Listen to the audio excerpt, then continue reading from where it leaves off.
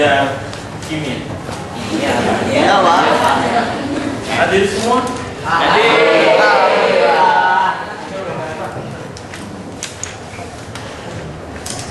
Ya, jadi kebiasaan aja.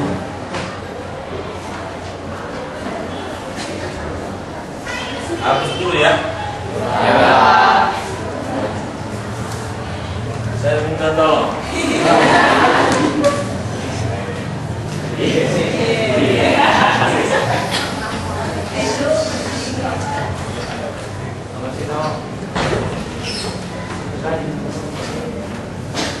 Minggu lalu kita belajar apa? Belajar reaksi Redox. Nah, sekarang kita belajar sifat koligatif larutan.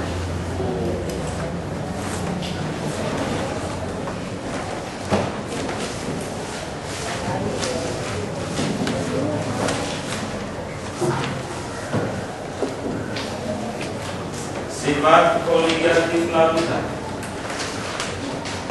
Tempo hari waktu di kelas 10 kita belajar tentang larutan. Kira-kira apa larutan ini? Larutan adalah campuran yang homogen antara larut dengan pelarut. Gitu. Larutan campuran homogen terdapat minimal 2 komponen, zat terlarut dengan pelarut.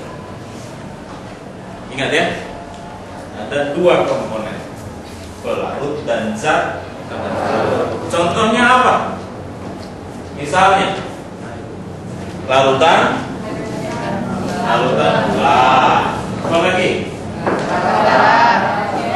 Larutan garam. Apa lagi? Larutan urea. Air kapur? Ya. Larutan atau bukan? Larutan apa bukan? Bukan. Namanya suspensi campuran heterogen. Nah, sekarang sifat koligatif.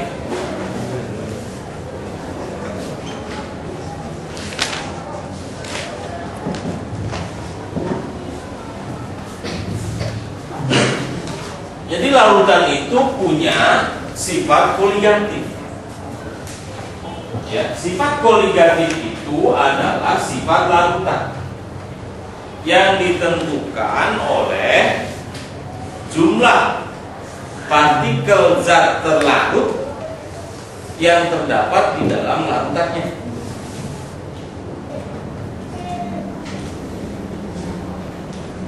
Ngerti? Diulang. Sifat koligatif itu apa?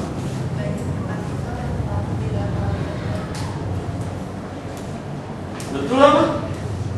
Iya. Sifat koligatif.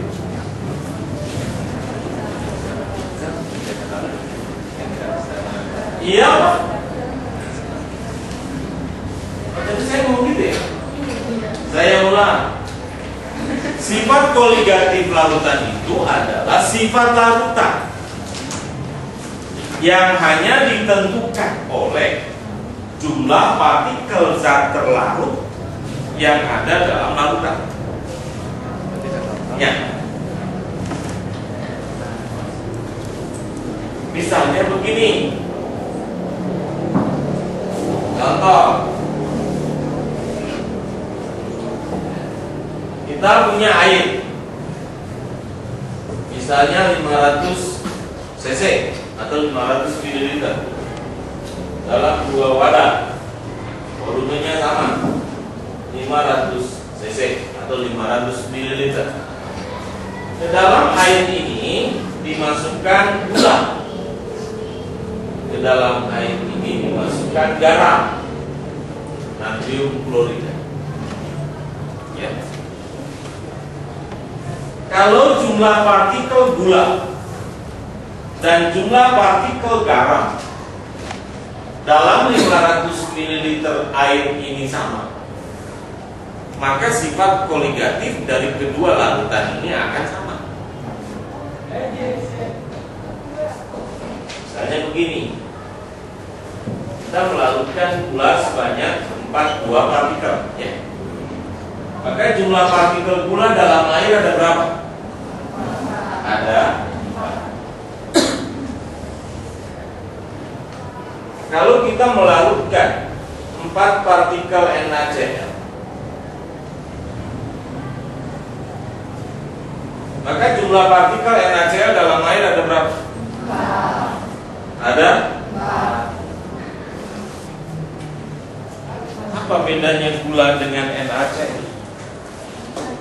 Beda nggak? Beda. Bedanya di mana? Iya, NaCl elektrolit, gula non elektrolit. Gula kalau dimasukkan dalam air tidak pecah, tidak terurai, ya. Kalau 4 yang kita larutkan, maka yang ada dalam larutan juga ada 4. Tapi kalau NaCl, jumlah larutannya, jumlah partikel di dalam larutannya ada 8.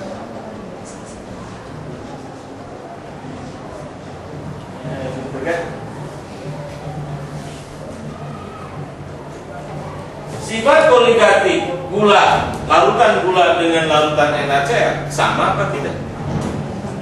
Sama apa tidak? Tidak. Kenapa tidak sama? Karena jumlah partikel di dalam larutannya beda.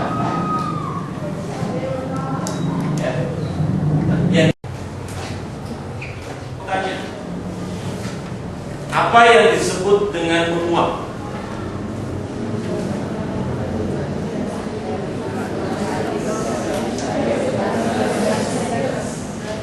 Apa yang disebut dengan menguap? Perubahan dari cair menjadi gas, atau lebih detailnya, berpindahnya partikel-partikel suatu zat dari permukaan cairannya menjadi partikel gas. Itu namanya menguap. Satu. Sekarang yang kedua. Menurut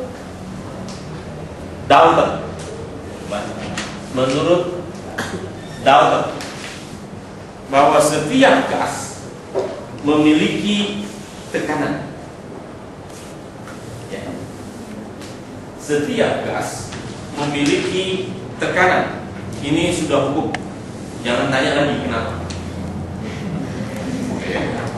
Kalau sudah hukum, sudah butak itu, nggak boleh diganggu gugat. Ya. Jadi jangan tanya mengapa begini, mengapa begini.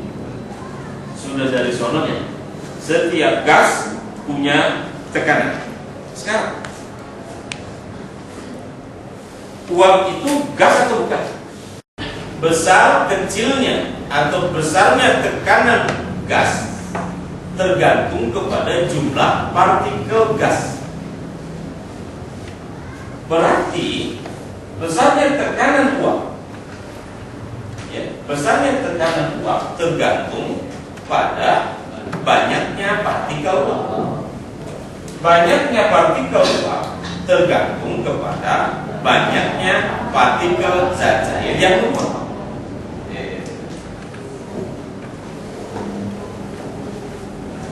Tekanan uap pada suhu tertentu itu disebut tekanan uap jenuh. Ya. Tekanan uap pada suhu tertentu disebut tekanan uap jenuh.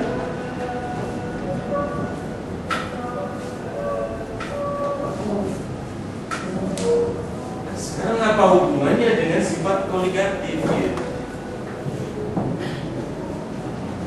Ya. Misalnya tuliskan soal Nomor 1. Berapa besarnya tekanan uap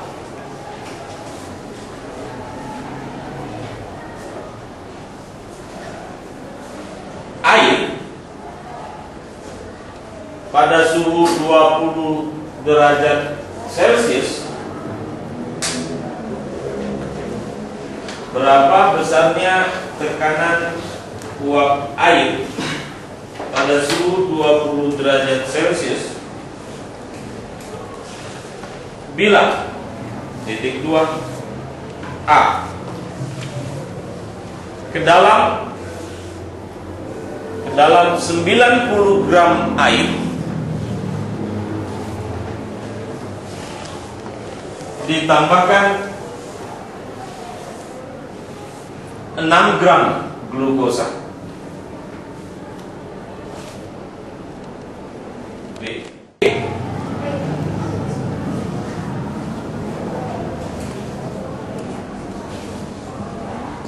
Larutan yang pertama, ke dalam 90 gram air dimasukkan glukosa, gula ya, glukosa. Ke dalam larutan yang kedua, sama jumlah airnya 90 gram,